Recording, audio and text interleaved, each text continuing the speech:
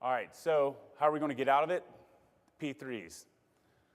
Public-private partnerships. Political environment. Is your political municipal environment and your state environment one of which that is willing to embrace the fastest growing industry in the U.S. economy? Some are not.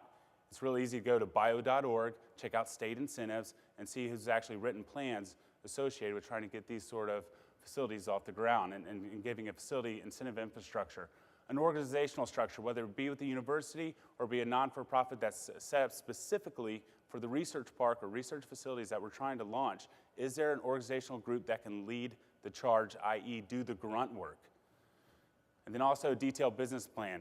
This is something we're challenged with from the private sector in dealing with universities, and I'm sure if you're from a university, you're sympathetic to it, sometimes frustrates you, that it can be almost a time warp in trying to move a process along. Speed to market, especially right now, and you're going to see this, believe it or not, speed to market right now is critical. It's more important right now than ever before. We have more opportunity to launch these facilities than we've ever had with the incentivized bond financing that we have, and then also with some of the capital investment opportunities and the cost of construction. It's 15 to 20% lower than it was a year and a half ago. Very exciting opportunities right there. But it does have to be a financeable deal. It's not rocket science. The bank, the lenders, the investment community still need to be comfortable that there's a guaranteed revenue stream. Stakeholder support. Who's your 500-pound gorilla? Who's the guy in there that's going to go in, make heads roll if this thing does not happen? Is it the governor, deputy governor? Is it a head of a major foundation or something of that nature that carries enough weight in your community that he can be the lead? He can stick his neck on the line to make this project happen. That is probably the most important component to getting these projects off the ground, is who is your leader, who's the stakeholder, and is he really behind this thing?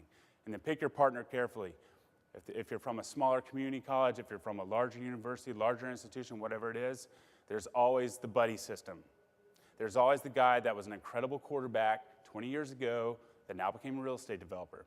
And he's done Walmarts, he's done student housing, all these different things. But these buildings, these research centers, these facilities are machines. Don't pick a guy that's doing Walmarts to develop a research center. And your REITs, the Alexandrias, the BMRs, the very talented groups, but what are REITs? They are all about buying property. They do have the skill sets to do some developments, but I would recommend the boutique, smaller regional developers that understand your product type, that get in heavy on the pre-development side to put this deal together, that understand public-private finance. Because there's a lot of legwork before you even have a development deal.